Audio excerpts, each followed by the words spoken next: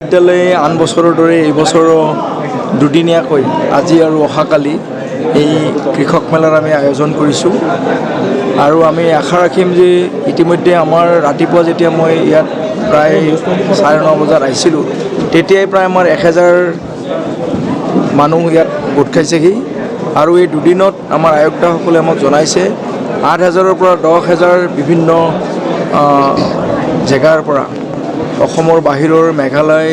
আৰু নাগালেণ্ডৰ ইতিমধ্যে কৃষকসকল আমাৰ মাজত আহি উপস্থিত হৈছেহি অহাকালিও কিছুমান আমাৰ আহিব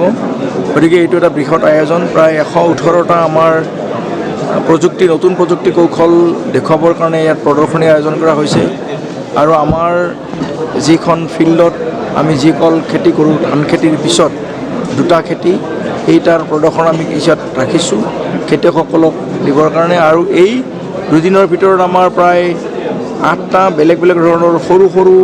পৰীক্ষণ আৰম্ভ হ'ব সাইণ্টিষ্ট ফাৰ্মাৰ্ছ ইণ্টাৰেকশ্যন আছে আমাৰ উদ্যোগী যুৱক যুৱতীসকলৰ কাৰণে এটা আমাৰ অনুষ্ঠান আছে ইতিমধ্যে আপোনালোকে দেখিছে যে আমাৰ কৃষি বিশ্ববিদ্যালয়ত আমি যিবিলাক বায়'পেষ্টিচাইড উলিয়াইছোঁ সেইবিলাক আমি অকণমান কেইজনমানক আমি ইতিমধ্যে ডিষ্ট্ৰিবিউট কৰিলোঁ এনেকুৱা ধৰণৰ কেইবাটাও আমাৰ আঁচনি আমাৰ প্ৰগ্ৰাম আমাৰ আছে আৰু অহাকালি আপোনালোকৰ জৰিয়তে মই আহ্বান জনাম যে অহাকালি আমাৰ এখন এই অনুষ্ঠানৰ সংগতি ৰাখি আমি ভাওনাৰো আয়োজন কৰিছোঁ অহাকালি আমাৰ সামৰণি যিটো অনুষ্ঠান গতিকে মই আপোনালোক আটাইকে আহ্বান জনাম যে আপোনালোকে আটাই আহক ভাওনা উপভোগ কৰক আৰু অসমৰ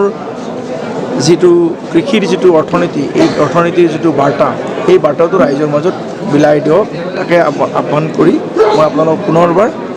এই দুদিনীয়া কাৰ্যত যোগদান কৰিবলৈ অনুৰোধ জনাইছোঁ ধন্যবাদ।